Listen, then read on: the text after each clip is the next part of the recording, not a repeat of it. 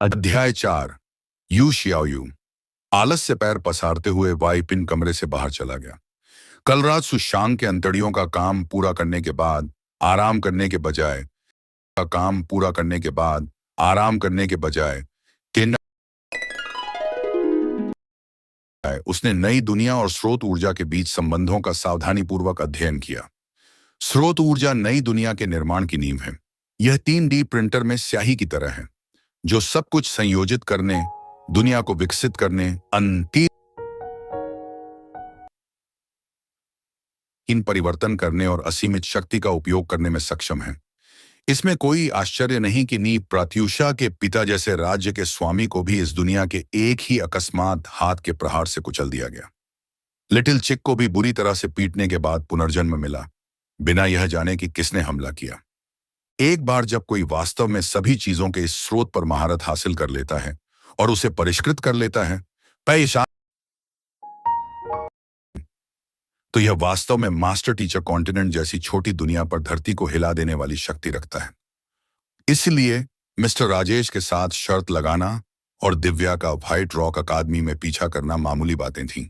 असली उद्देश्य साधना तकनीक प्राप्त करने, अपने दमन को दूर करने और अपने द्वारा बनाए गए स्वर्ग की लाइब्रेरी को इस स्रोत दुनिया के स्वर्ग की लाइब्रेरी से जोड़ने का अवसर खोजना था, जिससे उसकी लेवल बढ़ोतरी में और ध्यान में तेजी आए। बेशक एक और लक्ष्य स्रोत दुनिया के निवासी का दर्जा हासिल करना था, अन्यथा हमेशा आवारा रहने से सब कुछ असुविधाजनक हो जाएगा। अस्तबल में पहुंचकर उसने अपनी उंगलियां चटकाईं। जमीन पर पड़ा हुआ अकड़ता हुआ सुशांग अचानक उछल पड़ा। उसको लेकानो उसकी पूंछ जोर से हिल रही थी, जिससे जमीन पर गिरे हुए पत्ते हिल रहे थे। उसका चेहरा तमतमा उठा और विपिन सेन अपनी भौहें सिकोड़ने से खुद को नहीं रोक सका। यह बदबूदार है। शरद ऋतु की गर्मी वास्तव में भयानक है। इधर उधर देखते हुए वह एक और इशारा किए बिना न रह सका और धीरे से निर्देश दिया, वहां जाकर लुढ़क जाओ। सामान्य अस्तबल बहुत बड़े नहीं होते, लेकिन दिव्या ने सुशांग के लिए बेहतर रहने के माहौल के लिए विशेष रूप से घास का मैदान बनाया था। फूलों से भरा यह क्षेत्र 4 से 5 मीटर वर्ग का था, जिससे हल्की खुशबू आ रही थी। आदेश सुनकर घोड़ा दौड़कर आया, जमीन पर लौटने लगा और घास, मिट्टी और फूलों की गंध के कारण उसकी गंध काफी हद तक छिप गई। हालांकि अभी भी स्थिति थोड़ी खराब थी, लेकिन अब यह उतनी भी बेकार नहीं थी। राहत की सांस लेते हुए विपिन सेन ने घोड़े के कोट को ध्यान से संवार दिया, जिससे वह जीवंत और सजीव दिखाई देने लगा। जैसे ही उसने अपना काम पूरा किया, उसने यार्ड के बाहर तेज कदमों की आवाज सुनी।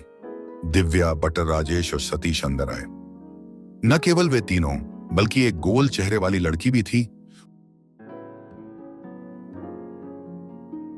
जिसने सफेद फूलों वाली पोशाक पहन रखी थी और उसकी कमर में तांबे की घंटियों की एक छोटी सी माला बंधी थी, जो उसके चलने पर झनझनाती थी।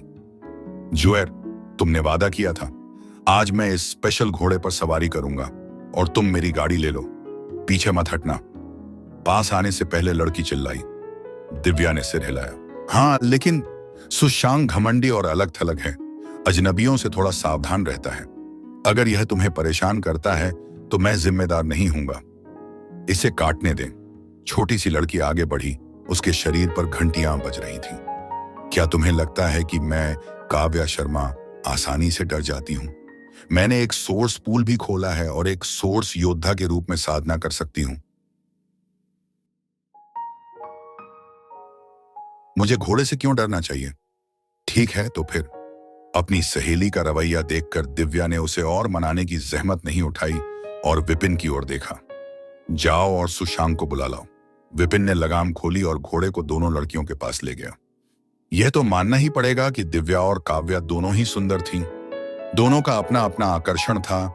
एक गुलदाउदी की तरह शांत, दूसरी गौरैया की तरह जीवंत। दोनों अलग अलग प्रभाव देती थीं। हे, मुझे पता था कि तुम मेरे लिए सबसे अच्छी हो दीदी। राजसी सुशांग को देखकर, जो उसकी गाड़ी से कहीं अधिक प्रभावशाली थी, काव्या हंस पड़ी और घोड़े के सिर को छूने से खुद को रोक नहीं सकी। सावधान! दिव्या चौंक गई और जल्दी से चिल्लाई। यह घोड़ा हर तरह से अच्छा था, सिवाय इसके उग्र स्वभाव के। जब उसके पिता ने पहली बार उसे यह घोड़ा दिया, तो उसने उसे सहलाने की कोशिश की और एक लात से लगभग बेहोश हो गई। हालांकि दूसरों को उसकी दोस्त की पहचान नहीं पता होगी।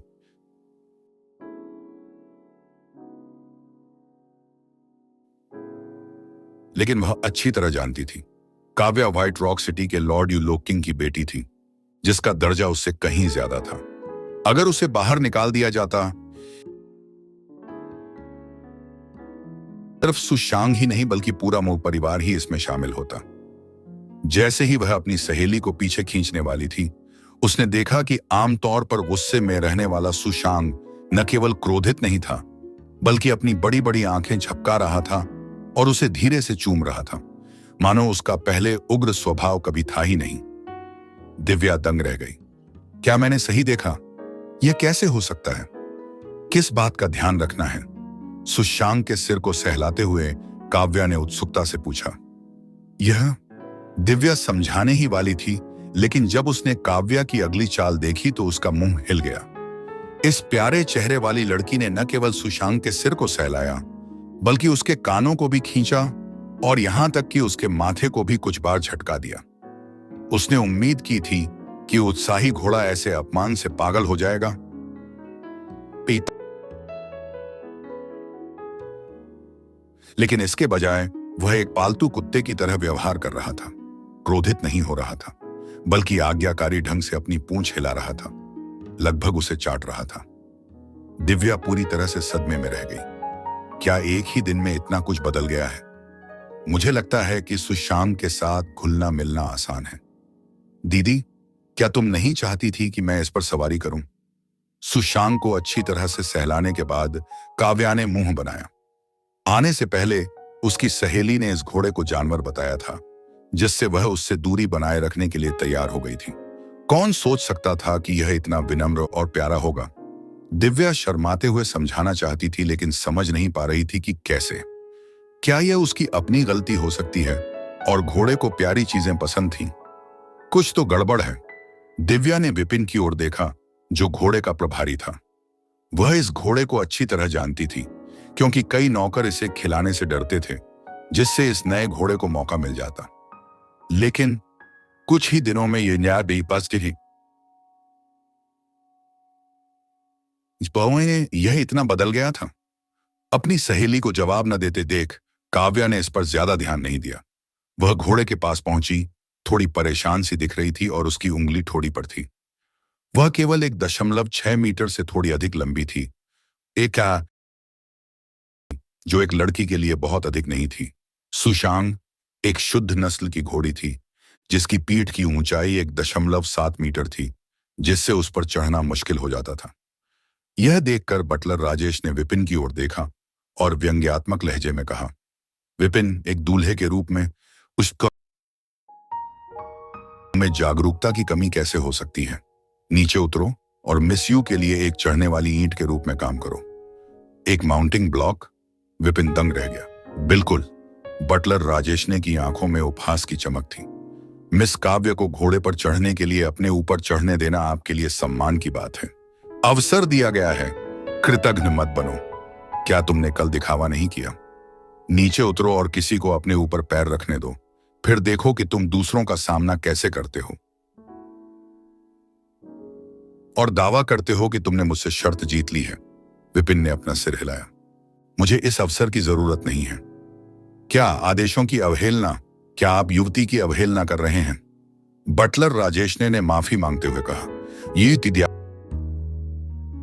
युवती, उसे ठीक से ना पढ़ा पाना मेरी गलती है। आप उसे जो भी सजा देना चाहें बस बोल दें और मैं तुरंत उसे नौकरों के लिए नियम सिखा दूंगा। दिव्या ने उसे कोई जवाब नहीं दिया, कि भावशून्य चेहरे से विपिन को देखा। मैं कारण जानना चाहता हूं। युवती को रिपोर्ट करते समय आप शब्दों में वास्तव में सुशांग पर्वत पर चढ़ने के लिए किसी मानव ब्लॉक की आवश्यकता नहीं होती है। हल्की मुस्कान के साथ विपिन ने अपने सामने खड़े घोड़े की ओर देखा। लेट जाओ। यह सोचकर कि यह एक मजाक था, बटलर राजेश ने व्यंग्य किया। यहां तक कि उस युवती को भी इस तरह के व्यवहार का आनंद नहीं मिला है। तुम खुद को क्या समझते हो जो यह आदेश दे रहे हो? उसकी बात पूरी होने से पहले गहरे लाल रंग के घोड़े ने कई बार सिर हिलाया, फिर धीरे धीरे अपना लंबा शरीर नीचे किया और एक बिल्ली की तरह आज्ञाकारी ढंग से जमीन पर लेट गया। यह क्या है? दिव्या, बटलर राजेश ने और अन्य सभी लोग अचंभित और अविश्वास से भर गए। Just press the bell icon for new notifications and subscribe my channel for next episode. Thank you for watching.